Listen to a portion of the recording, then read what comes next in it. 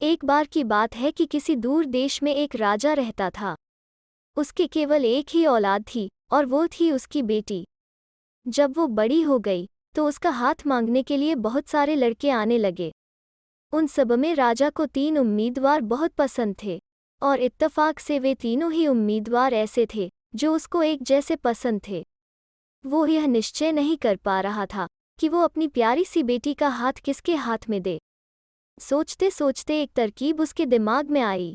उसने उन तीनों भले मानसों को अपने पास बुलाया और उनसे कहा, तुम लोग जाओ दुनिया घूमो, तुम में से जो कोई भी मेरे लिए सबसे ज्यादा बढ़िया चीज लेकर आएगा वही मेरा दामाद बनेगा। तीनों उम्मीदवार तुरंत ही दुनिया में घूमने और कोई सबसे अजीब चीज लाने के लिए चल दिए। उनमें से एक उम्मीदवार को अभी घूमते हुए बहुत दिन नहीं हुए थे कि उसको एक जादू का कालीन दिखाई दिया। उस पर जो कोई बैठकर जहां जाने की इच्छा करता था वो उसको वही बात की बात में हवा में उड़ाकर पहुंचा देता था। दूसरे उम्मीदवार को एक दूरबीन मिल गई। उससे वो दुनिया की हर चीज, चाहे वो कहीं भी क्यों ना हो, देख सकता था। यहाँ तक कि वो गहरे समुद्र की तली में पड़ी कई रंगों की रेत को भी देख सकता था। तीसरे उम्मीदवार को एक ऐसा जादुई मरहम मिल गया जो दुनिया की हर बीमारी ठीक कर सकता था। यहाँ तक कि वो मरे हुओं में जान भी डाल सकता था। जब ये तीनों चीजें तीनों उम्मीदवारों को मिली तो वे एक दूसरे से बहुत दूर थे। पर जब उस लड़के ने जिसको दूरबीन मिली थी अपने पुराने दोस्त और अभी के प्रतियोगियों को देखने की कोशिश की तो उसको अपना एक दोस्त कालीन कंधे पर उठाकर ले जाते हुए दिखाई दिया, तो वह भी उसके पास चल दिया। क्योंकि वो अपनी उस दूरबीन से सब कुछ देख सकता था, इसलिए उसे उस आदमी को ढूंढने में कोई परेशानी नहीं हुई। जब दोनों मिले तो दोनों जादुई कालीन पर बैठे और वो उनको उड़ा कर ले चला और वे तीसरे उम्मीदवार से जा मिले। एक दिन जब वे अपनी अपनी यात्रा का हाल एक दूसरे को सुना रहे थे कि उन्होंने अपनी अपनी यात्रा में क्या क्या देखा कि एक लड़का अचानक बोला, चलो देखते हैं कि हमारी राजकुमारी कहाँ है और क्या कर रही है। इस पर जिस कुलीन लड़के को दूरबीन मिली थी उसने अपनी दूरबीन से देखने की कोशिश की तो उसने बड़े आश्चर्य और दुख से देखा कि राजा की बेटी तो बहुत बीमार पड़ी है और अब मरने वाली हो रही है। उसने यह बात अपने दोनों दोस्तों को बताई तो यह सुनकर उनके ऊपर भी बिजली सी गिर पड़ी। पर यह सुनकर वो लड़का जिसके पास जादुई मरहम था बोला, मुझे लगता है कि मैं राजकुमारी को ठीक कर सकता हूँ। अगर मैं किसी तरह से महल जल्दी से जल्दी पहुँच जाऊँ तो। यह सुनकर कालीन वाला कुलीन लड़का बोला, मेरा यह कालीन किस दिन काम आएगा। आओ इस कालीन पर बैठ जाओ और हम सब राजा के महल में बहुत जल्दी पहुँच जाएंगे। तीनों जादुई कालीन पर बैठ गए और जादुई कालीन उन सबको लेकर आसमान में बड़ी तेजी से उड़ चला। राजा ने उनका स्वागत किया और बड़ी दुख भरी आवाज में कहा, आओ मेरे बच्चों, मुझे बहुत अफसोस है कि तुम्हारी यह सारी यात्रा बेकार ही गई। मेरी बेटी तो मरने वाली हो रही है, इसलिए वो तुम तीनों में से किसी से भी शादी नहीं कर सकती। जादुई मरहम वाले कुलीन लड़के ने राजा से बड़ी नम्रता से कहा, जनाब आप बिल्कुल चिंता न करें, मैं देखता हूँ कि राजकुमारी कैसे ठीक हो सकती है। राजकुमारी के कमरे में जिसमें राजकुमारी बीमार पड़ी थी जाने की इजाज़त मिलने के बाद उसने वो मरहम वहाँ रख दिया जहाँ से उसकी खुशबू उसके नाक में जा सके। कुछ ही पलों में वो होश में आने लगी। उसकी एक दासी ने थोड़ा सा जादुई मरहम उसके शरीर पर भी लगा दिया जिससे कुछ ही दिनों में वो पहले से भी ज़्यादा ठीक हो गई। राजा अपनी बेटी को मरी हुई से जिंदा और ठीक देखकर इतना खुश हुआ कि जिसने उसे जिंदा किया था उसी से उसने उसकी शादी करने का फैसला कर लिया। पर अब तीनों कुलीन लड़कों में एक नया झगड़ा शुरू हो गया। मरहम वाले कुलीन लड़के के कहा कि मैंने उसे जिंदा किया है, इसलिए उससे शादी करने का पहला हक मेरा है।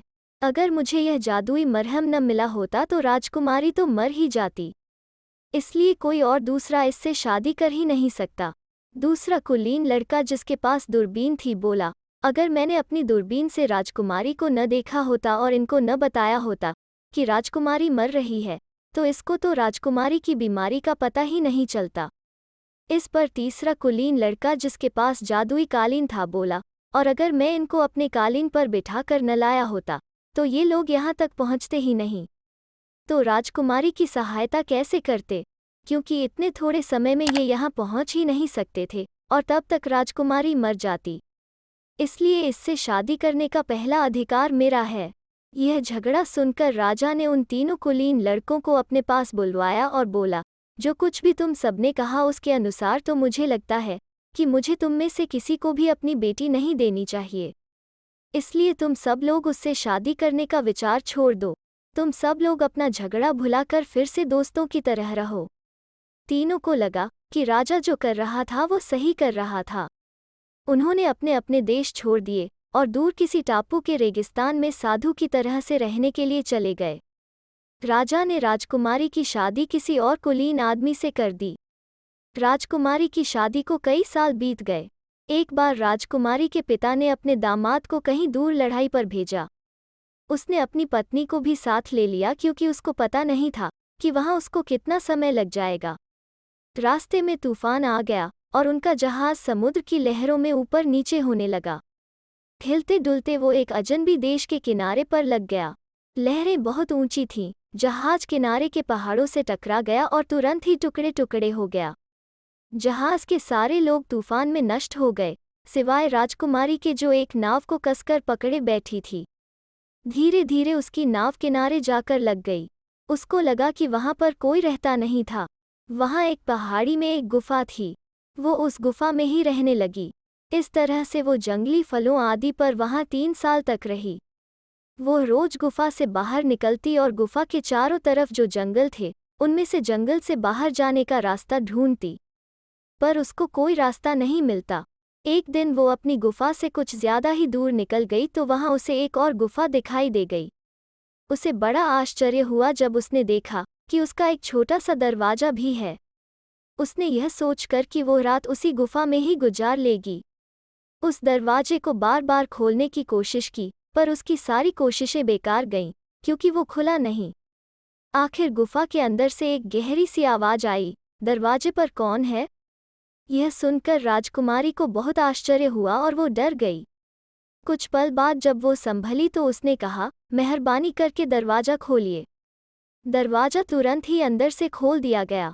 दरवाजा खुलते ही वो दरवाजा खोलने वाले को देखकर डर गई। वो एक बूढ़ा था जिसकी सफ़ेद दाढ़ी उसके कमर से नीचे तक आ रही थी और लंबे सफ़ेद बाल कंधों पर बिखरे पड़े थे। वो इस बात से ज़्यादा डरी हुई थी कि वो बूढ़ा भी उसी रेगिस्तान में रह रहा था जिसमें कि वो 3 साल से रह रही थी और अब तक उसको कोई दिखाई नहीं दिया था। साधु और राजकुमारी दोनों एक दूसरे को काफ़ी देर तक बिना बोले ही देखते रहे। काफ़ी देर के बाद बूढ़ा बोला, तुम कोई परी हो जो दूसरी दुनिया से आई हो या फिर इसी दुनिया की हो? राजकुमारी बोली, बाबा मैं तुम्हें अपनी सारी कहानी बताती हूँ कि मैं यहाँ कैसे आई। बूढ़ा उसको अंदर ले गया। उसने उसको कुछ जंगली फल खाने के लिए दिए। फल खाने के बाद राजकुमारी ने उसे अपनी कहानी सुनानी शुरू की। उसने कहा, मैं एक राजा की बेटी हूँ।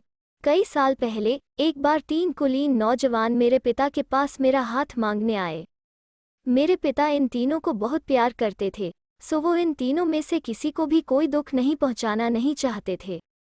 उन्होंने उन तीनों को दूर देशों में यात्रा के लिए भेज दिया और वायदा किया कि जब वे अपनी यात्रा से लौट आएंगे तभी वो शादी के बारे में कुछ भी निश्चय करेंगे। वे तीनों कुलीन नौजवान काफ़ी दिनों तक बाहर घूमते रहे। जब वे अभी विदेश ही में थे कि मैं बहुत भयानक रूप से बीमार पड़ गई। मैं जब मरने ही वाली थी कि वे तीनों वापस लौट आए। उनमें से एक के पास एक जादुई मरहम था जिसने मुझे तुरंत ही ठीक कर दिया। दूसरे 2 आदमियों के पास भी उसके टक्कर की बहुत आश्चर्यजनक चीज़ें थीं। एक के पास एक कालीन था जिसके ऊपर बैठकर जल्दी से जल्दी कहीं भी पहुंचा जा सकता था, और दूसरे आदमी के पास एक दूरबीन थी जिससे वो कहीं कभी कितनी भी दूर का देख सकता था। मैं वो लड़का हूँ जो तुम्हारा हाथ मांगने के लिए तुम्हारे पिता के पास आया था, और देखो यह है मेरी वो आश्चर्यजनक दूरबीन है। कहकर वो अंदर गया और वहां से दूरबीन निकाल लाया। उसने फिर कहा, मेरे साथ मेरे दोनों दोस्त भी यहीं आ गए थे। हालांकि फिर हम लोग अलग हो गए। अभी मुझे यह तो पता नहीं कि वे जिंदा भी हैं या नहीं, पर मैं अभी देखकर बताता हूँ। कहकर साधु ने अपनी दूरबीन से देखा तो पाया कि उसके दोनों दोस्त उसी जंगल में किसी दूसरी जगह उसके जैसी एक गुफा में रह रहे हैं। यह देखकर उसने राजकुमारी का हाथ पकड़ा और उसको साथ लेकर अपने साथियों की तरफ चल पड़ा। जब सब एक जगह इकट्ठा हो गए, तब राजकुमारी ने जहाज से लेकर अब तक की कहानी उनको सुनाई, जिसमें उसका पति तो समुद्र में डूब गया था, पर वो बच गई थी। तीनों साधु राजकुमारी को जिंदा देखकर बहुत खुश थे। उन सबने यह निश्चय किया कि उनको उसे राजा के पास वापस भेज देना चाहिए। उन्होंने राजकुमारी के लिए एक भेंट बनाई जिसमें वो दूरबीन थी, कालीन था और जादुई मरहम था, और उसे उसकी भेंटों सहित उसके पिता के पास सुरक्षित भेज दिया। जहाँ तक उन तीनों कुलीन साधुओं का सवाल है, वे वहीं रह गए और शायद अभी भी रह रहे होंगे। राजा अपनी बेटी को सुरक्षित रूप से घर आया देखकर बहुत खुश था। राजकुमारी अपने पिता के साथ बहुत दिनों तक रही, पर न तो राजा और न राजकुमारी ही अपने उन तीनों उम्मीदवारों को भूल सके, जो केवल उसकी वजह से उस अकेले टापू पर, अकेले रेगिस्तान में पड़े अपनी जिंदगी काट रहे थे।